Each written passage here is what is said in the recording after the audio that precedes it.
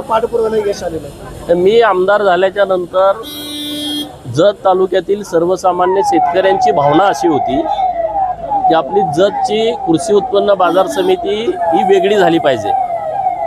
आपल्या कृषी उत्पन्न बाजार समितीचं जर डेव्हलपमेंट करायचं असेल तर त्याचं विभाजन होणं खूप गरजेचं आहे आणि म्हणून मी पाठपुरावा करत होतो. राज्याचे मुख्यमंत्री माननीय देवाभाऊ यांच्या आदेशाने पणन खात्याचे मंत्री माननीय जयकुमार रावल साहेब यांच्या सहकार्यानं आणि माननीय चंद्रकांतदादा पाटील पालकमंत्री यांच्या मदतीनं आज त्याची प्रक्रिया पूर्ण झालेली आहे.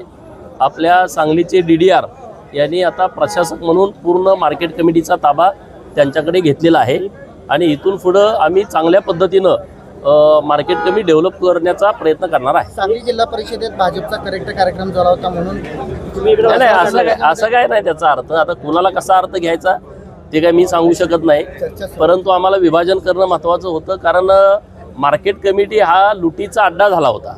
अनेक वेळा अनेक बातम्या तुमच्या चॅनेलच्या माध्यमातून बघितल्या, आम्ही पेपरला वाचल्या आणि लोकही सुरस कथा या मार्केट कमिटीतल्या भ्रष्टाचाराच्या संदर्भात सांगत असतात आणि त्यामुळं आता हे सगळं जे चुकीच्या पद्धतीनं काही ठराविक लोक या मार्केट कमिटीचा दुरुपयोग करत होते आणि ते आता बंद होईल. आता इथंही चांगले सदस्य येतील, कवठेमंकाळला येतील, जतला येतील आणि त्यामुळं मोठ्या प्रमाणामध्ये लक्ष या लोकांचं या मार्केट कमिट्यांवरती राहील. विभाजन झालेलं आहे, आज निर्णय आलेला आहे, बरखास्त झालेलं आहे मार्केट कमिटी. काय कसं पाहताय? सांगली, मिरज, कवठेमंकाळ आणि जत अशी ही मार्केट कमिटी होती. महाराष्ट्रातल्या ज्या मोठ्या मार्केट कमिटी आहेत त्यात एक ही मार्केट कमिटी आहे.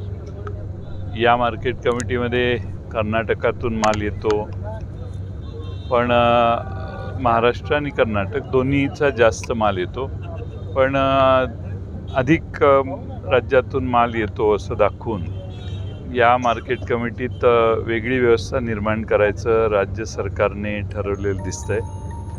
पण त्यासाठी सध्या निवडून आलेली लोकांनी निवडून दिलेली लोक यांना बरखास्त करण्याची काही गरज नव्हती. त्यांना कशी मार्केट कमिटी नव्या पद्धतीने चालेल त्या पद्धतीचं मार्गदर्शन केलं असतं तर याच लोकांनी ती मार्केट कमिटी अधिक चांगली चालवली असती. या मार्केट कमिटीचं यापूर्वी विभाजन करण्याचा प्रयत्न झालेला होता, परंतु कवठेमंकाळ आणि जत इथलं उत्पन्न मर्यादित असल्यामुळं स्वतंत्र मार्केट कमिटी जर झाली तर ती कमकुवत होईल असं काही वर्षापूर्वी वाटलेलं, म्हणून त्यावेळी तो प्रसंग टळला. पण आता सरकारनेच त्यात पुढाकार घेऊन मोठी मार्केट कमिटी 3 राज्यातली आवक इथं होते असं सांगून मार्केट कमिटीचं विभाजन केलेलं आहे. म्हणजे तिन्ही ठिकाणी सगळे सेक्शन्स वीक होतील आणि त्यामुळं इथल्या स्थानिक जनतेचा जतपासून मिरज तालुक्यातल्या सर्वांचा याला पूर्वीपासून विरोध आहे. आता सरकारने पाऊल टाकलेलं आहे, निवडून आलेल्या मार्केट कमिटीला बरखास्त केलेलं आहे. त्यामुळं याच्यात राजकीय उद्देश जास्त दिसतोय आणि लोकांनी निवडून दिलेली मार्केट कमिटी बरखास्त करण्याचा प्रयत्न झालेला आहे. त्यासाठी मार्केट कमिटीचे पदाधिकारी, चेअरमन आणि त्यांचे सहकारी हे आत्ताच मला भेटले आणि त्यांनी यापूर्वी कोर्टात धाव घेतलेली आहे. त्याच्यावर योग्य तो न्याय मागण्याचा ते प्रयत्न करतात. देशात अजूनही न्यायव्यवस्थेवर थोडाफार जनतेचा विश्वास राहिलेला आहे आणि आम्ही कोर्टाचे दरवाजे निश्चित आम्ही